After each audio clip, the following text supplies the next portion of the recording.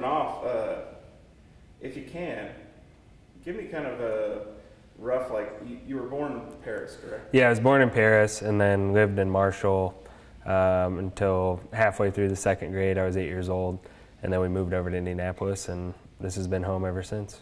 Now, I was reading on your website in the biography, you learned how to drive on a tractor, is that right? Yeah, so my grandpa in Marshall had cows, and we were always baling hay, and so summertimes riding around on his lap, you know, from baby, baling hay and driving tractors, and then got a three-wheeler, and then my grandpa bought me a four-wheeler because the three-wheeler was probably a bit much when I got it, but was always riding something. Nice. And just to make sure OCD's going off, I want to make sure it's recording. So when did it start coming to you that you wanted to race? Was it just because you're always driving? Or? Yeah, well, I mean, when we moved over here, Tony asked my brother and I if we wanted to race quarter midgets, and I jumped all over it. And really, from the time we started doing that, you know, I loved racing, and you know, as time went on, you know, through middle school, played basketball, but by the time I got to high school, I wasn't playing any other sports anymore and was just racing and trying to figure out how to race more. So, you know, I think I fell in love with it right away, you know, but really didn't start thinking about making it more of a career path until I was in high school age. So pretty much you got to Indy and it kind of being around it. Yeah. So you get into high school and you start racing quarter midgets and everything. You went to Butler, correct? Mm-hmm, yep. So were you still thinking when you went to Butler, hey, I'm going to do this racing thing? Or was it kind of like, hey, you know, I'm going to school? No, so yeah, I mean, I was racing. By the time I was done in high school, you know, I'd started racing midgets at that point. I was in USAC cars by the time I graduated high school. And, you know, really at that point in time, that's like the rest of my life mostly. I just wanted to go race. At that point in time, my parents owned my sprint cars and midgets and stuff. So the deal was if they were going to be involved and help me, I was going to go to college. So, you know, that's really how I got to college. You know, I'm a little embarrassed to say that because, you know, college was a great experience for me. And in hindsight, I'm, you know, so grateful and thankful that they highly encouraged me to go do that, because I don't think I'd be doing this still if I didn't have that experience also. Now, just curious, what'd you major there? I was a marketing major in the business school. Very cool. So I can't imagine, because, you know, I went to college too, and I just had a job, you know, and it was a little rough. And what was it like going through high school and college and doing it? Was USAC at that point, right? Yeah, I mean, I was in my time at Butler, I was running midget, sprint cars, Silver Crown, and by the time I graduated, Indy Lights. So I was racing a lot, you know, around 70 races a year. So it was an experience. You know, I definitely, you know, I was really fortunate at Butler that the professors were willing to work with me, you know, because in the spring and fall, you know, when we were still racing that part of the school year, you know, I was traveling and figuring it out, but managed to get it all done. Still graduated in 4 years. You know, it was fun. So tell me about that first. Was midgets the first ones you ran after quarter midgets? I went from quarter midgets. I finished quarter midgets in '96 and ran 3 quarter midgets TQs in '97, and then in '98 ran regional midgets at 16th Street Speedway when it was there. And then in '99, went to the National Midget Series, started running Silver Crown a little bit that year, and then added in sprint cars. And, you know, by the time I left USAC in '03, I was really just running sprint cars and Silver Crown mostly. So what was that experience like into something where I know the quarter midgets aren't exactly, you know, you're not kicking them to the side or anything. Yeah. Getting into the... I mean, you know, the year... I probably could have done without the year of TQs, but at the same time, it was a good intermediate step going from a quarter midget to a little bit bigger car. You know, but when you go run a midget at a quarter mile track, you know, you can. It's not like going to Terre Haute to a half mile where it's really quick. You know, quarter miles are pretty mellow as far as speeds go. But I always felt like I was ready to move up when I moved up. You know, that was one good thing about having good people around me and having parents that were honest with me is, you know, moving at the right pace. So,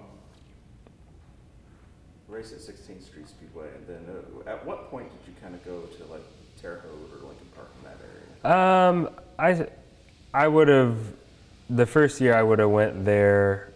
Well, I think I raced Lincoln Park in '97 in the TQs, and we went out in '98 when I was running at 16th Street Speedway. We'd go to Lincoln Park, we'd go to Bloomington, and kind of run some shows here and there. But really, that all started in '99 when we were running the national circuit and running all the races. No. That would have been my first year at the action track. Would have been '99. So, and I think that was the Hut 100, right? Oh yeah, okay. Yeah. So, what was that like? That was a big deal. You know, I mean, at the time that was a really big midget race. So, you know, I can't remember where I ran, so it must not have been that strong. But you know, when you first start going to half miles, whether it's Terre Haute or Eldora or what was Manzanita, you know, when you go to all those big places for the first time, you know, it's an experience no different than going to Indy Mile in a Silver Crown car or Springfield the first time. You know, going to Terre Haute in a midget, that was a big deal for me. Was it any sort of bigger deal just because you were from the area, or or was it just... Yeah, I didn't really think about it like that. It probably was a little bit. I'm sure there were some more people there to watch, but it was more so just, you know, taking a step up, going to a bigger track, faster track. You know, I've never really thought too much about being close to home or anything like that. You know, just into whatever race we're doing. Now, I was talking to Bree here in the emails about you're pretty much one of the last guys who started off from dirt and are now in Indy. How's that kind of make you feel, especially knowing, you know, you've had Mario Andretti, you know, all those guys who, you know, raced at Terre Haute or any of these tracks. How's that make you feel? I mean, it's neat, you know, that I came, you know, from a similar path that those guys did, you know, but things change over time. You know, I mean, I think, you know, Brian Cossing, he'll be there this year, and it's not that guys aren't capable, it's just, you know, connecting the dots, and over time the racing's just a little different, you know, especially with us running more road courses. You know, I think that lends for drivers coming into our series to come from a different place, but you know, I feel like I was prepared. You know, I probably could have done, if I could do it over again, I would probably do some other things too, just to try to be a little more versatile. But you know, I'm proud of where I came from, and you know, wouldn't change it. I would probably just try to add some other things in and race a little more. So, for somebody who's not as familiar with dirt racing or whatever, what did you take away from dirt racing that helps you now? Is it car control or what? Yeah, I mean, for sure, car control, throttle control, I think is a big one when you're racing on dirt track or slick track, or even a sprint car, you know, on asphalt. You know, it's a lot of power to put to the ground, so you really do have to learn how to be smooth. But beyond that, just close racing, the intense racing, you know, I don't think any of the guys that race in the IndyCar series appreciate, you know, how wild you know, the start of a sprint car heat race is at a quarter mile. You know, that's intense. You know, it's just a different type of racing when you've got 6 laps of hot laps and, you know, maybe qualifying, probably just a heat race, and then go run a feature. So it's just a different level of intensity. You know, where everything we do here, you know, we generally have a lot of time, very methodical, slow approach to it. When you're at short track racing, it's just wham, bam, bam. Yeah, if you can, because I don't think a lot of people haven't been in that situation. Can you kind of give me an idea what it's like to start a feature? It's been a while, I know, but can you paint a picture? I mean, I think, you know, when I try to think back to some of my earlier races, you know, guys just don't mess around. Like when the green drops, if not before, you know, guys are all out. So, you know, if there's any hesitation, you're going to go to the back in a hurry. So it's probably the most aggressive form of racing that I've ever raced in. You know, IndyCar is getting there as the field's gotten more and more competitive. You know, but they're longer races. You know, it's different when you've got 500 miles to go out and figure out how to win a race versus when you're in a 10 to 30 lap race. you don't have much time, and a lot of times your opportunities at the start, and that may be the only one. So it's just a different level of intensity. A lot of it though is just because they're sprint races; they're all short. I gotta imagine it's gotta be pretty crazy when you're Yeah. in a turn like that. Yeah, I mean the racing and closeness of it. It's really not all that different. I think if you watch IndyCar races, we're running as close as anything anywhere, but I think the difference to short track racing, USAC racing, other than Silver Crown, all the races are short, but there's never pit stops, so your opportunities are less and everything happens a little quicker. Is there any like one night or one race or anything you remember from your USAC years that just pops out at you that? I mean, you always remember the ones that kind of got away. I mean, the Hoosier 100, the one year we sat on the pole and we were running away with it and had something break in the left rear. I think I was ahead by over a straightaway. That was 2001. It was the first year of the Formula One USGP, and then in 2002 we were kind of checking out in the 4 Crown and the Silver Crown race and didn't get that one either. But those are probably two of the more memorable ones. My first sprint car win at Salem was a good one. First national midget win in Louisville was a good one. Now, where does all this stuff stand in what you're doing now in IndyCar? Is it kind of like your beginnings in there? Yeah, I mean they're all memories. I mean, some are probably more recent. And as you accomplish bigger things at different levels of competition, I think it can mean a little more, but at the same time, it's just a different milestone. I mean, my ultimate goal is to win the Indy 500, and that's been what I've been working towards for a long, long time. So whether it was my winning the nationals in quarter midgets or first national midget win, first sprint car win, first IndyCar win, they're all memories and markers and milestones. On hopefully taking me where I've been trying to get for a long time. Now, as a kid who was from Paris, Marshall, and then moving over, did you ever think you'd be where you're at now? You've had the pole there at the 500. Did you ever think in your wildest dreams that would be able to happen? I mean, I think you always dream big, but it's crazy to think that this is going to be my 13th try at the 500. It's gone by quickly. I'm slowly becoming one of the older guys in the series, but at the same time, I still feel young and like I have a lot left in me. So I just feel blessed to still be doing it. Now, I've never done it. What's it like doing the 500 that first time you started? How's that feel? I mean, it's kind of, in a lot of ways, I don't even remember a lot of it because there's so much going on.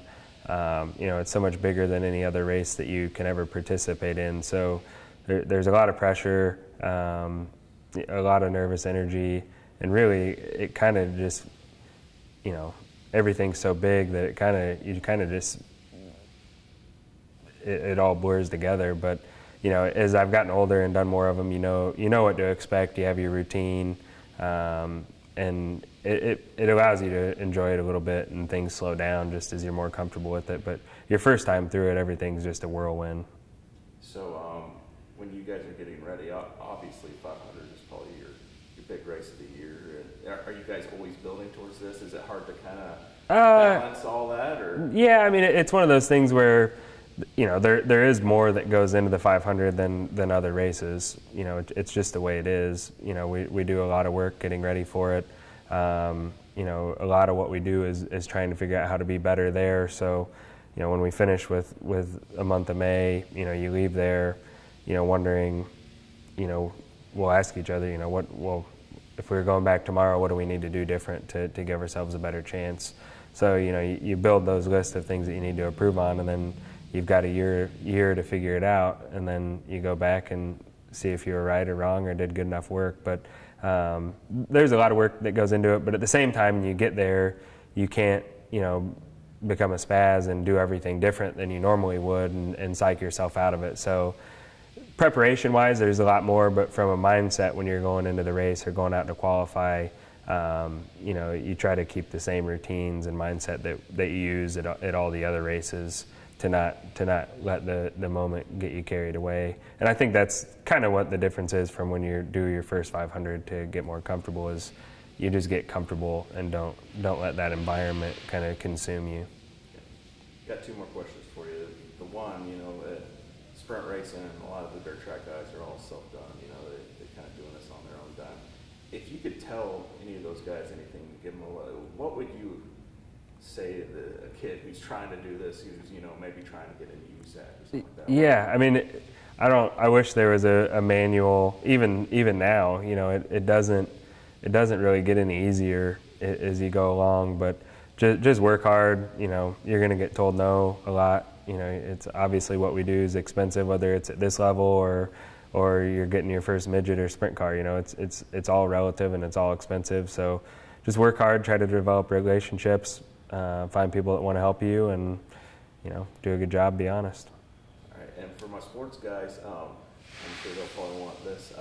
How are you feeling going into the 500? I mean, you guys are going to the track Wednesday, is that right? Yeah, so I'll personally be on track a week from today. We'll start oval practice for the 500, but Joseph Newgarden and J.R. Hildebrand that drive for us, they'll be on track Thursday, and then qualifying Friday for the Angie's List Grand Prix, and then Angie's List Grand Prix is 3 o'clock in the afternoon on May 14th, Saturday. So we've got Sunday day off to change the cars over to oval cars again, and then I get to go out. So counting the hours. So you guys excited, ready to go for the end of May? Oh yeah, we're excited. I feel good. We've had good testing, and even at the races we've had up to this point, I feel like the potential's there in the cars.